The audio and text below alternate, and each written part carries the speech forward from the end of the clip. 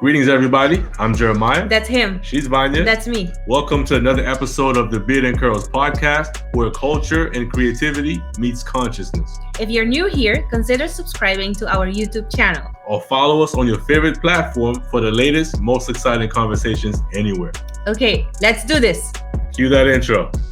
What's up, guys? It's your girl Margot Bingham. Karen Parsons. You're now tuned in. You're now tuned in. You are now tuned in You are now tuned in to Beard and Curls. Beard and Curls. Beard and Curls. Beard and Curls. Beard and Curls.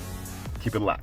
Today, it's just me, Curls, and we're going to be talking about hair, mindset, and purpose with Ona Diaz-Santin, also known as the Hair Saint. She is the CEO of 5 Salon and Spa, and she's been featured on ELLE Oprah and 17 Magazine, also on Telemundo and Univision. You know her, you love her. Ona, welcome to the show. Hi, thank you so much for having me. I appreciate it. Yeah, you're welcome. I'm so excited. We're going to talk about hair today and anything else that comes to our mind. So Ona, you've been in the hair and beauty industry for a while. So how were you introduced to this industry? My mom owned 4 hair salons, different times in her life, and I was the youngest of the girls, and I had to go wherever my mom was. So I grew up in a hair salon. Mm-hmm. That's awesome. And then what are the memories you have, like growing up in a hair salon and seeing your mom, working in the hair salon? Like, what were your thoughts? Like, did you know that was going to be your purpose too, or when did you realize that? My mom says she knew early on. She saw me playing around with makeup and hair, and every time my aunts and cousins or siblings would come by at the age of like 2, I was like putting on makeup and fixing their hair, and and they would let me because I was the baby. Mm-hmm. But I don't think I knew until a little bit later when I started really showing interest and like, okay, let me sweep the floors, and oh, mom, can I shampoo the clients? And and that was a little older. I was 8 maybe or something like that. But my mom says early on, she has pictures of me, trying to like put crazy makeup on my family and fix their hair, and it just happened that way. Okay. So you started when you were 8, doing more things. And was there like a specific thing that you enjoyed the most? I would say greeting. I've always liked that. So the minute someone would walk in, they'd be like, oh, this is Grace's daughter, and I'd be like, hola, Mm-hmm. So I think greeting, when it came to like heavy duty labor, sweeping and stuff, every once in a while I would do it. But I think my favorite thing was being talkative and being in the mix with the ladies. I think that was fun. Okay. Yeah, that sounds fun. So tell us a little bit about your own salon. Well, I like to say that my salon is like a sofrito, like a sazon, right? We have a little bit of everything. We don't only cater to one particular hair type, which is what I love. We do specialize in many different aspects of the industry. So curly girls, fashion tones. We have somebody that does air touch, and we have other people that focus more on gray blending and so we have a little bit of everything, and that's really what makes our salon, our family special, that we can cater to anyone that walks through our doors. And it's such a good feeling to be able to not turn anyone away and to say, hey, we speak your language, or hey, we know your hair, come on over. And the fact that we have a spa that we can also do the same thing with skin and toes and waxing and all of that stuff. So it's beautiful because it's like a little sofrito within within the walls and ceiling of a building. Yes. No, I like it. So your salon is called 5 Salon and Spa, right? Mm-hmm. So how did you come up with the name? Oh, so my story is a bit interesting. We'll take it back to beauty school. Mm-hmm. I met a gentleman by the name of Nick, and Nick was doing a demo in my class, and I really liked what he was about and what he was doing at the time. And he was doing a haircut, and I after seeing that haircut, I was blown away, and I said, oh, I have to tell him that one day I'm going to work with him. And I did. I was in beauty school and I said, hey, I really like that haircut. And I want to let you know that one day I'm going to work with you. And he goes, oh, okay. And he started chuckling and he was like, I like your spunk, kid. And after that, years go by and I started as an assistant at Pasquale's. Well, Pasquale's was the old name for Salon 5, right? So then it was Salon 5, then it turned into 5 Salon and Spa. I had left during my apprenticeship and I started working in a beautiful town called Englewood in New Jersey, still Bergen County. And I started my career there slowly and worked my way up to stylist. And then I get a phone call. I get a phone call from Nick. And he goes, hey, Ona, I hear you're doing a lot of noise in New Jersey and I would love to meet you. And then I was like, why is anyone calling me in this salon? Like, I don't get phone calls in this salon. And I said, no, I'm totally fine where I'm at and we're good. And he goes, listen, if you don't like what I have to say, you had dinner with me and that's it. No hard feelings. It's fine. I'd love to meet you. I said, you know what do I have to lose? I was curious. I go to the dinner.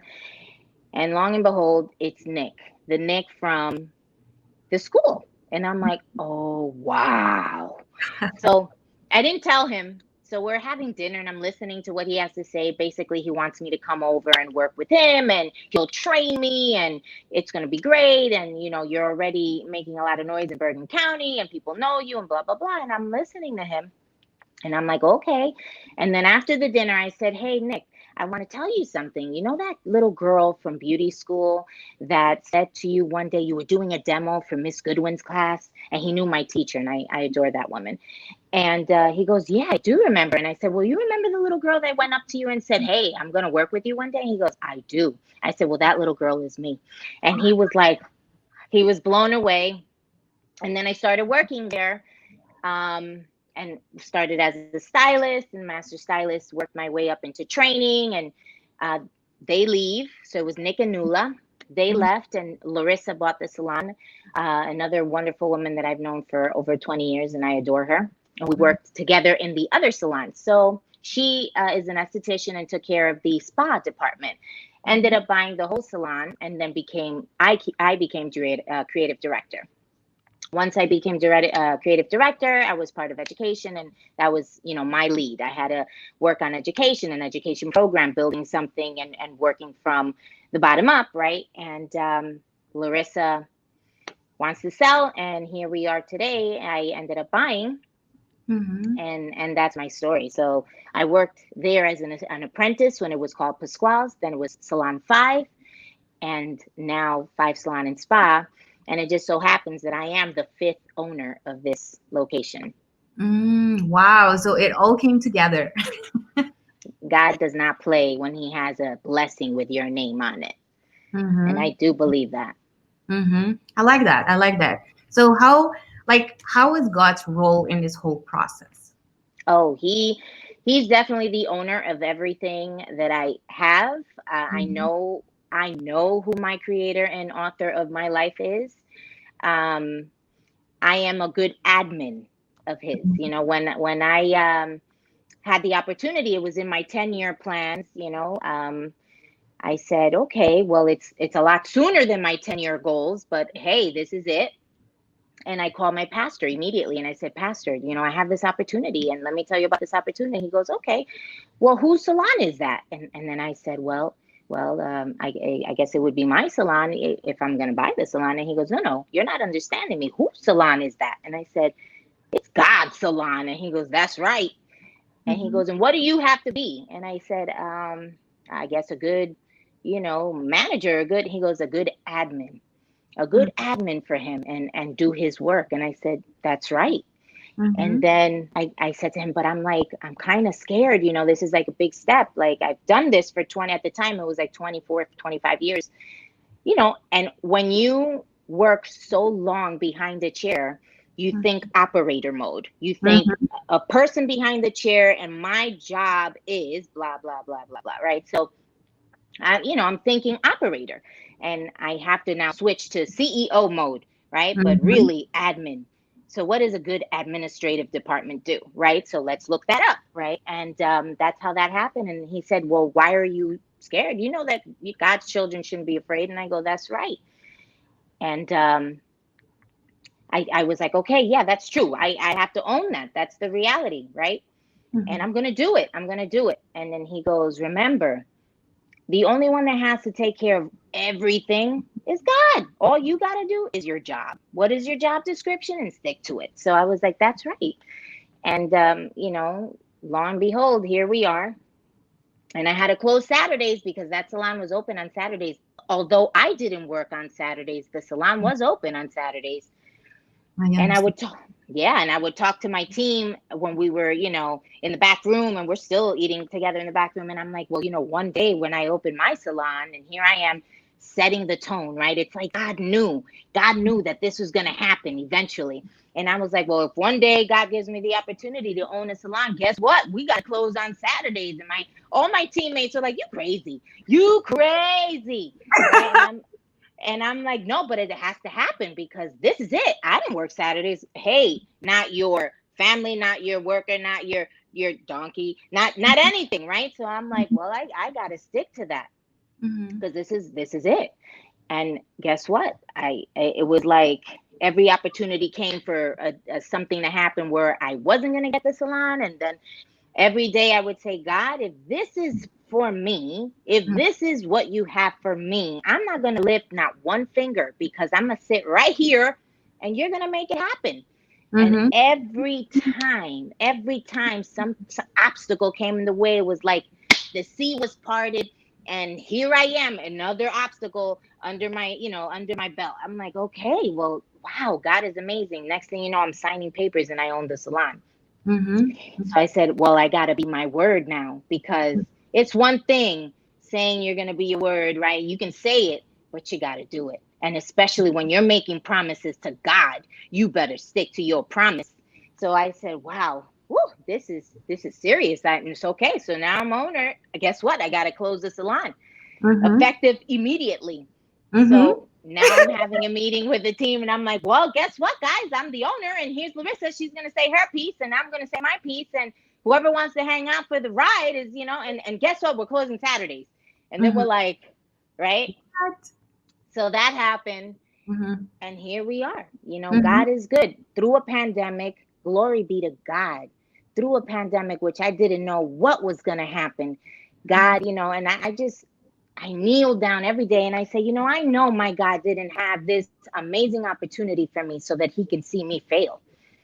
I know that's not the God I serve, and lo and behold, here we are over 50 days open and we're okay. We're doing all right. We're doing everything we're supposed to do. We're social distancing. We're doing everything step by step.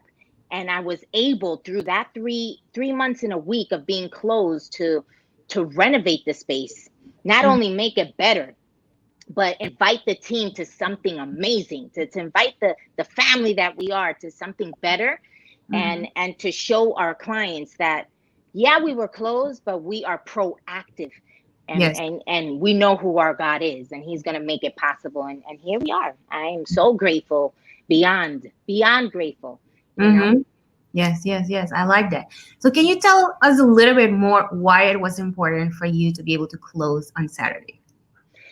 Because it's a Sabbath day, right? So I'm a 7-day Adventist, and that is the day of the Lord. And it's the only commandment that says, remember. So I wasn't going to go sit here and say, oh, I'm going to conveniently forget, right? So I need to be my word, and I need to show my God that I believe because I walk by faith and not by sight. And even though the enemy will have you thinking that, yes, this is the money making day and this is where you're going to do things and by design, believe it, he does have it nice and busy for stylists and salons and owners to have that possible. But I knew that I had to stick to that. I knew that if I went against that my God would be upset, and who am I serving? And that's the real mark right there. Who am I serving? I better be careful. And do the right thing. And I just said, no, I'm going to close on Saturdays, and whoever's in it for the ride, I can promise you that you will be blessed. I can promise you that God has big plans for the people that hang out here. And that's what I did. I said, no, I have to listen to what he wants me to do. And that was a big move. We did it in less than 6 months of everything being organized, and it was scary. I'm not going to front. I was scared. And then I said, you know what? Let's go back to Proverbs 27. Let's go back to Proverbs 27. I have that on my wall. And every time I be getting a little crazy, I turn around and I said, let's read that. And let's get reminded. Let's get reminded here.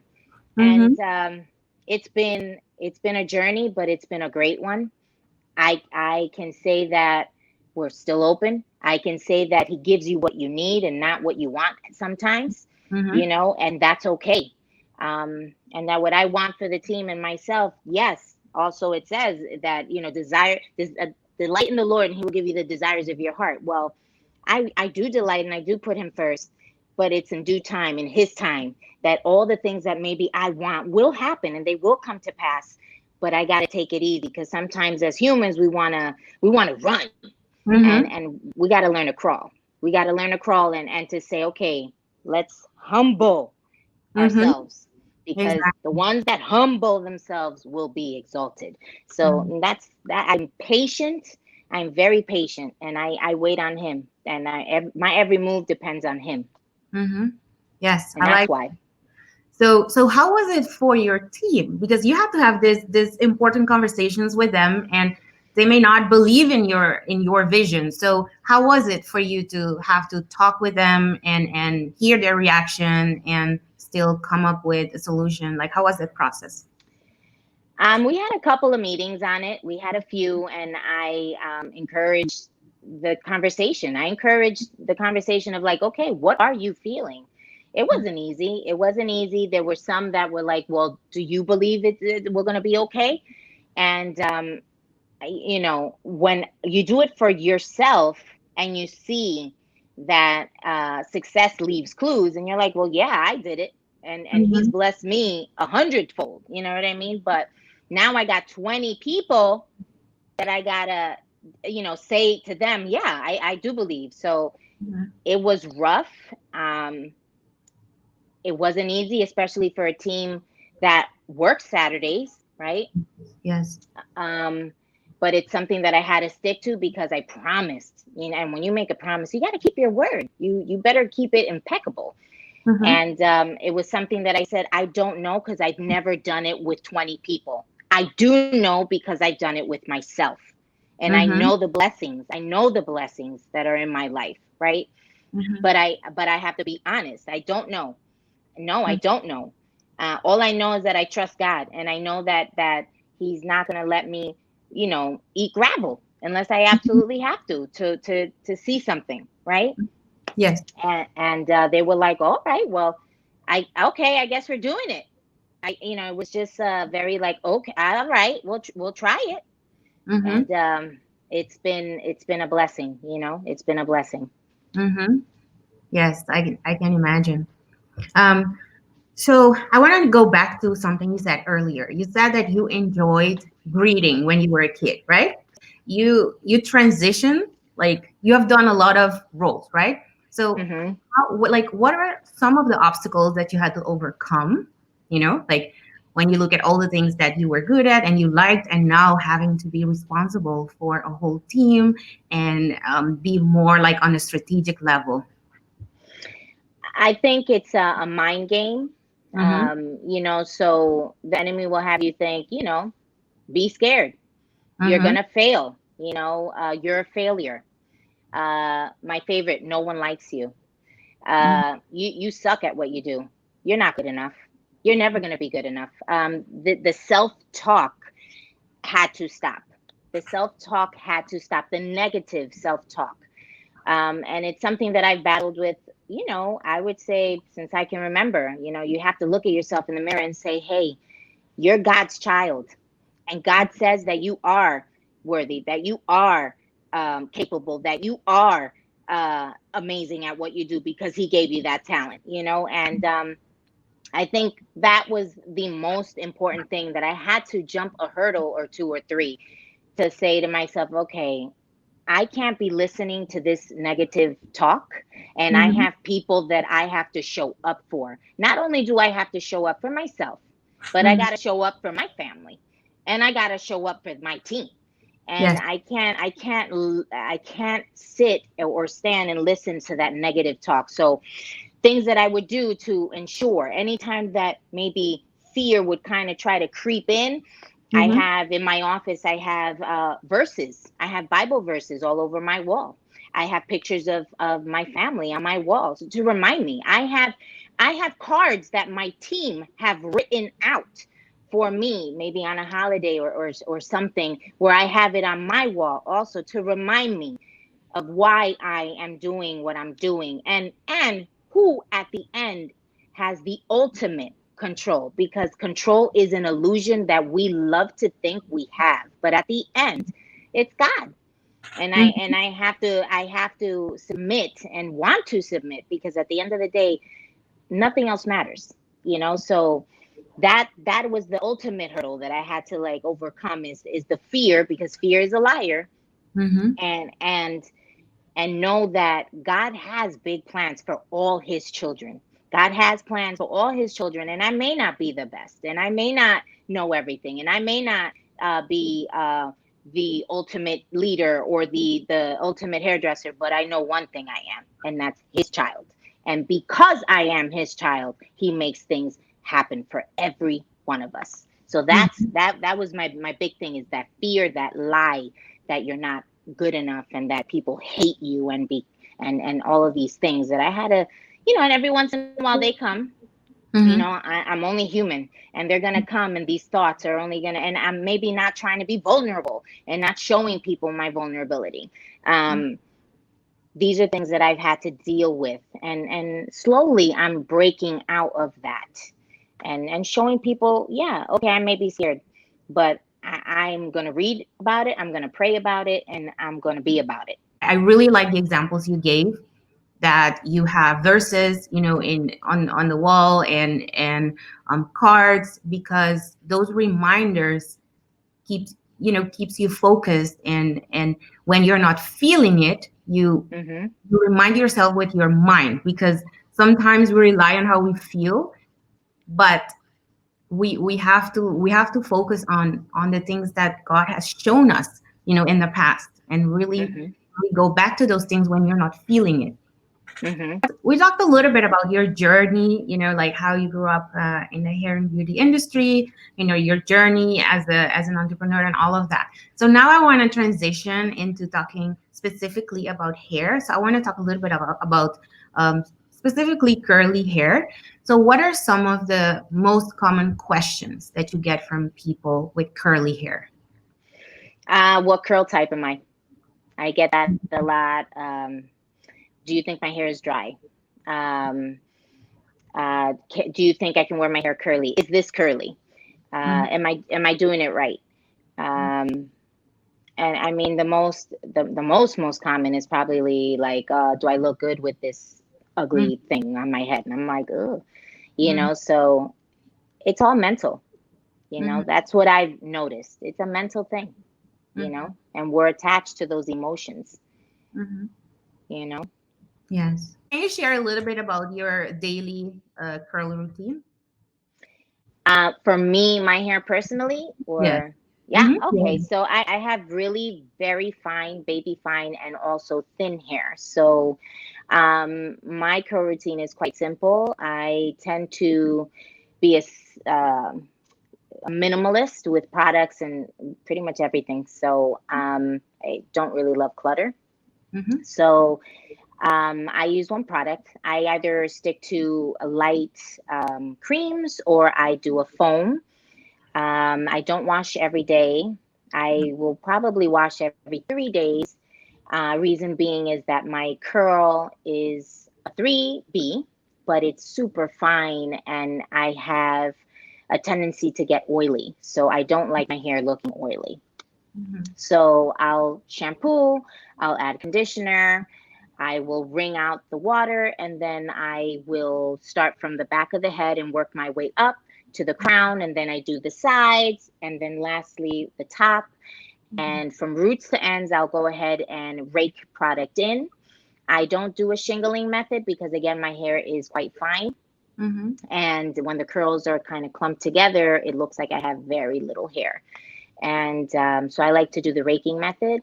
And I saturate it really well, and I let it air dry. I'm an air dry kind of girl. I don't really fuss too much with it. What you see is what you get. And then I break the cast throughout the day. And then when it gets frizzy and I go to sleep on it, I don't sleep with the piña. I leave my hair out, and I use a satin pillowcase. And if I have to refresh after sleeping, I'll go ahead and use my two favorite products, which are either Twisted by Sebastian, the refresher that they have, or the Bumble line, BB Curl line that also has a refresher. And I'll just refresh a couple of spritz. And I don't run my fingers through, but I'll go ahead and kind of like massage it in, like so, vertically.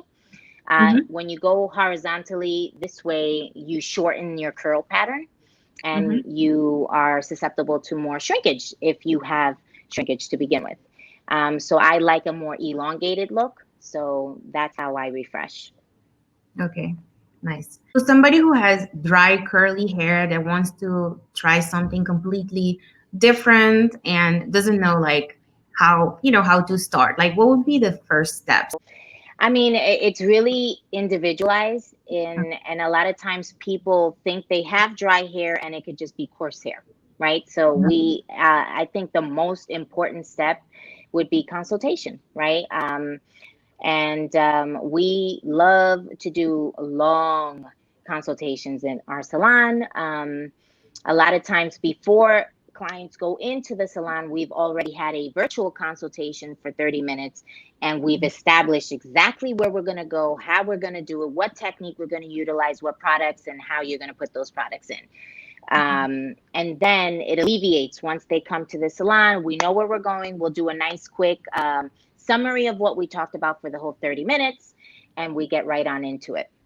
I think it's very individualized. So for me to be able to say, oh yeah, you have dry hair, well, you can deep condition, but do they have dry hair, right? This is something that really happens in the consultation process. So I'm very careful with the one size fits all. Okay. I really don't believe in that. What I do is really try to customize the technique, the product for that person in my chair every time they're sitting there, so anyone that sits in my chair, it's going to be for them versus like, oh no, I always dry cut. I don't always dry cut. I wet cut too. It really all depends on the hair.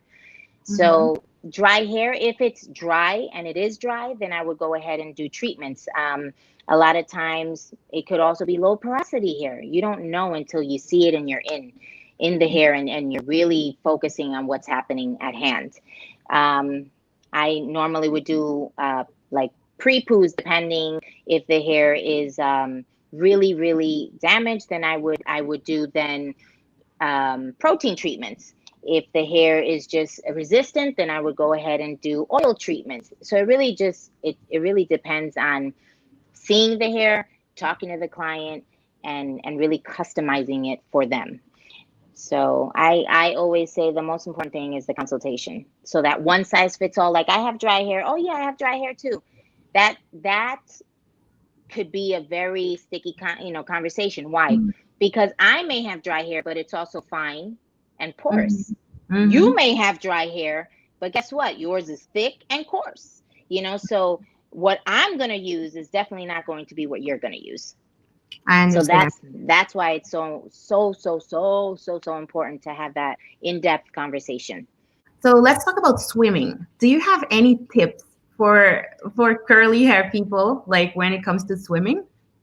So if you are going to be swimming in chlorine, the most important tip for any hair type is to wet your hair with tap water first, because 80% of it gets absorbed first, and then the last 20 will be the icky chlorine water. The other thing is that you don't want to shampoo with regular shampoo. It's not going to come out. You're going to have to use something like Ultra Swim that you can easily get at any drugstore. And it's awesome because it removes any of the chlorine that's still left in your hair. Chlorine is very similar to like a lightener or something. It doesn't stop working in the hair. So you really want to make sure you get that out.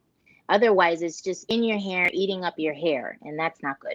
So you want to use Ultra Swim, get that out. The minute you get out, you want to wet your hair before you go into the water. That's why you see a lot of swimmers, they jump in a shower before they go swimming. Well, a lot of it, yes, is temperature, but it's also let's wet our hair. Let's do what we got to do. Put a cap on and go out swimming.